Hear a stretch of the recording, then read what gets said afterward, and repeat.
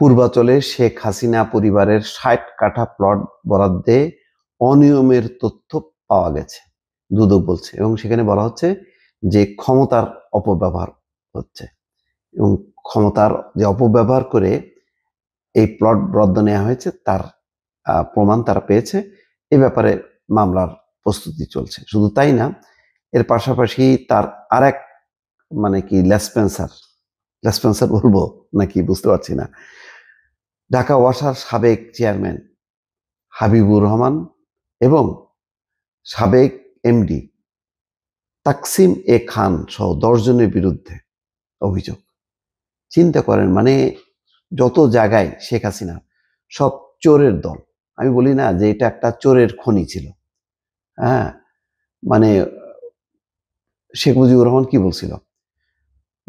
বলছিল যে সবাই পায় তেলের খনি, সোনার খনি, আর বাংলাদেশে আমরা পেয়েছি চোরের খনি।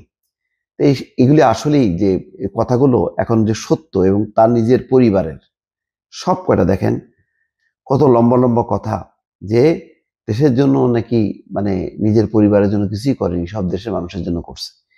পূর্বাচল, যেখানে মধ্যবিত্ত সরকারি চাকরিজীবী একটা যারা সামর্থ্য নেই ঢাকা শহরে জমি কেনার, তাদের জন্য সাধারণত এই যে পূর্বাচল, তারপরে উত্তরা, এইসব জায়গায় সেখানেও ৬০ কাঠা, প্রত্যেকের নামে 10 কাঠা করে, সর্বোচ্চ যে 10 কাঠা করে তারা নিয়ে রেখে দিছে।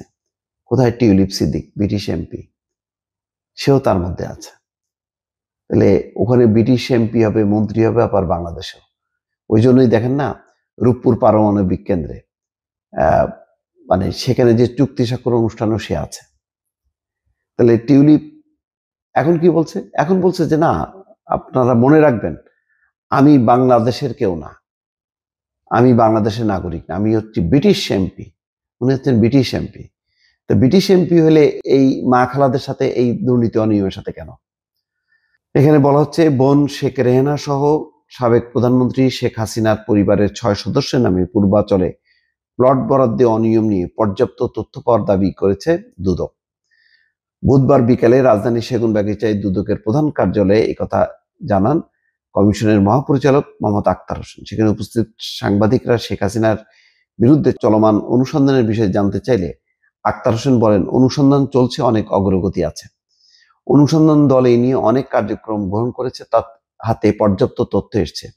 বিশেষ করে রাজুকের পূর্বাচল প্রকল্পের ৬০ কাঠা প্লট বরাদ্দ সংক্রান্ত বিষয়ে শিগগিরই ভালো কিছু তথ্য দিতে পারবো।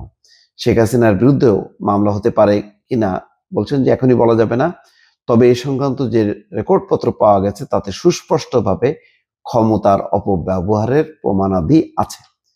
আরেকজন দেখেন, চোরের দলদেরই আরেকটা কাহিনী। ঢাকা 13 আসনের সাবেক এমপি সাদেক খানের স্ত্রী ফেরদৌস খান গৃহিণী হলেও তাকে কাগজপত্রে ব্যবসায়ী হিসেবে দেখানো হয়েছে। তার 151টি ব্যাংক অ্যাকাউন্ট পাওয়া গেছে, যার মাধ্যমে 72 কোটি টাকার বেশি অস্বাভাবিক লেনদেন হয়েছে। চিন্তা করতে পারছেন? একজন হাউস ওয়াইফ ওই এমপির, তার এই চোরগুলি করছে কি, সমস্ত যায় করছে নিজেরা একটু আড়ালে থাকছে, বউদেরকে যাতে ওইদিকে নজর না যায়, তাদের মাধ্যমে সব লেনদেন করাইছে 72 কোটি টাকা। এগুলি শুনলে আকাশ থেকে পড়তে হয়। যারা বড় ব্যবসায়ীও, তারাও এরকম 72 কোটি টাকা এরকম লেনদেন করে না। হ্যাঁ, কোটি কোটি টাকা, 8, 10, 20 কোটি টাকা, 72 কোটি টাকা সেই রকম কোটিপতি, ধনপতি। তো ওনারা কি, ওনাদের কোন শিল্প গ্রুপ আছে, কোন ব্যবসা প্রতিষ্ঠান আছে? এগুলি সবই হচ্ছে মানুষের ভূমি দখল করা, ঘুষ, চাঁদাবাজি, দুর্নীতি, সরকারি প্রকল্পের টাকা লুণ্ঠন, এইসবের টাকা। এছাড়া তিনি জ্ঞাত আয়ের উৎস বহির্ভূত 5,98,00,000 টাকা সম্পদ অর্জন করেন।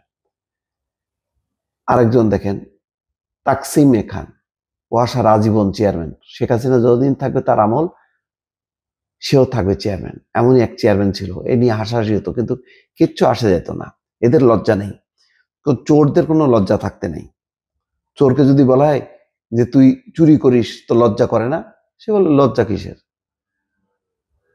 এদের অবস্থা তাই। তো তাকসিমে খান সহ 10 জনের বিরুদ্ধে পরস্পর যোগসাজশে অসৎ উদ্দেশ্যে ব্যক্তিস্বার্থ ব্যক্তিগত লাভের জন্য ওয়াসা নিয়োগ সংক্রান্ত আইন ও প্রচলিত বিধিবিধান অনুসরণ না করে নিয়োগ প্রদানের অভিযোগ হয়েছে। আরো যেসব মামলা হয়েছে, ইকবালুর রহিম, দিনাজপুর 3, উনি হচ্ছেন এনায়েতুর রহিম, যে আপিল বিভাগের বিচারপতি, তার ভাই। মানে এক ভাই আওয়ামী লীগের এমপি, আর এক ভাই আপিল বিভাগের বিচারপতি। মানে এদের কাছে তো পুরো আলাদা কিছু না। বলতেনি যে বিচারপতিরা রাজনীতির ঊর্ধ্বে না, রাজনীতি উঠতে না, এটা একটু এ করে বলতে পারতো যে বিচারপতিরা আওয়ামী লীগের রাজনীতির ঊর্ধ্বে না, আসলে ওইটাই বলতে চাইছে। তো দেখেন, ওই যে এনায়েতুর রহিম, তার ছোট ভাই ইকবালুর রহিম, যারা ছাত্রলীগ করতেন, তারা এখন মিলেমিশে ওই, তার নামেও অভিযোগ, এই এমপি ইকবালুর রহিম, তার নামে অভিযোগ কি ক্ষমতার অপব্যবহার, চাঁদাবাজি, টেন্ডারবাজি ও বিভিন্ন অনিয়ম দুর্নীতির মাধ্যমে জ্ঞাত আয় বহির্ভূত 12 কোটি টাকার বেশি সম্পদ অসাধু উপায়ে অর্জন করছে।